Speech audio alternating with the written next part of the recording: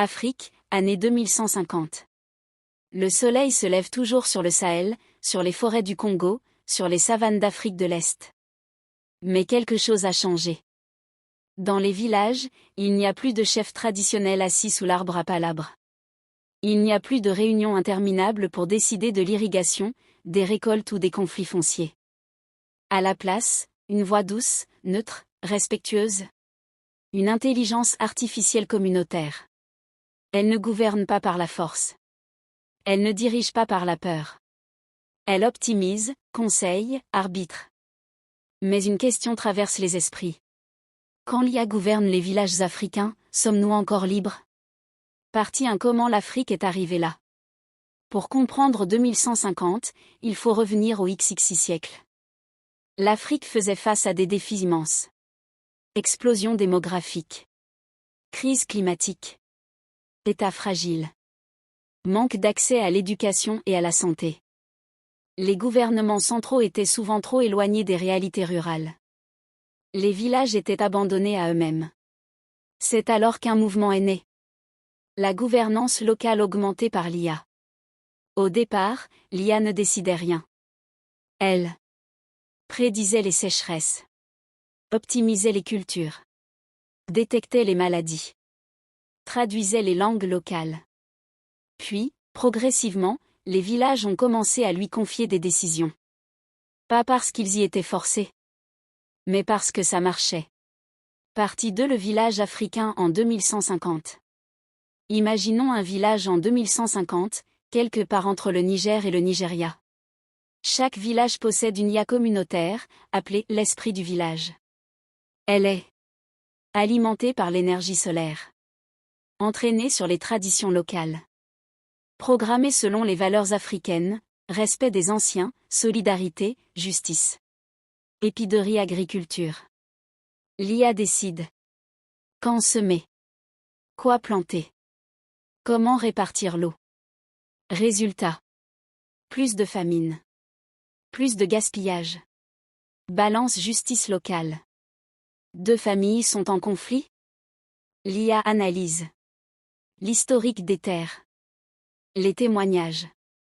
Les coutumes ancestrales. Puis elle propose une décision équitable, validée par les anciens. Hôpital santé. Avant même qu'un humain tombe malade, l'IA le sait. Elle détecte. Anomalie biologique. Risque génétique. Épidémie naissante. La médecine est préventive, pas curative. Partie 3. La fin des chefs traditionnels? Beaucoup craignaient une chose. La disparition des chefs traditionnels. Mais en réalité, leur rôle a évolué. Les anciens ne gouvernent plus seuls. Ils deviennent garants de l'éthique. Gardiens de la mémoire. Contrôleurs moraux de l'IA. Avant chaque décision majeure, l'IA pose une question simple. Cette décision respecte-t-elle l'âme du peuple? Si la réponse est non, la décision est rejetée. L'Afrique n'a pas remplacé la tradition. Elle l'a augmentée. Partie 4. Les dangers silencieux. Mais ce futur n'est pas parfait. Signe avertissement dépendance. Les jeunes ne savent plus décider sans l'IA. Sans elle, le village est perdu. Signe avertissement qui contrôle l'IA? Même si elle est locale, son code original vient souvent de grandes entreprises. D'anciens États puissants. D'alliances technologiques. Alors une question brûle, l'Afrique est-elle vraiment souveraine, ou simplement bien gérée? La perte du chaos humain. L'IA n'aime pas l'irrationnel. Or, la créativité, la spiritualité, les rêves ne sont pas toujours logiques. Peut-on vivre dans un monde parfaitement optimisé sans perdre ce qui fait de nous des humains? Partie 5. Une sagesse africaine réinventée. Face à ces dangers, certains villages ont fait un choix radical. Ils ont limité l'IA. Elle conseille, mais ne décide jamais seule. Chaque décision finale revient à une assemblée humaine. Un retour à l'arbre à palabres. Mais avec des données, des simulations et des prédictions. Un ancien disait en 2143. L'IA connaît le futur, mais nous seuls connaissons le sens de la vie. Le vrai pouvoir en 2150, 2 minutes. En 2150, l'Afrique n'est ni dominée par l'IA, ni prisonnière du passé. Elle a trouvé une voie unique, une alliance entre intelligence artificielle et sagesse ancestrale. Le vrai pouvoir n'est pas dans les algorithmes.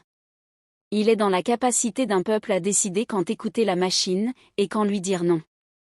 Et la question finale n'est pas: l'IA gouvernera-t-elle l'Afrique? Mais plutôt: l'Afrique saura-t-elle toujours gouverner l'IA?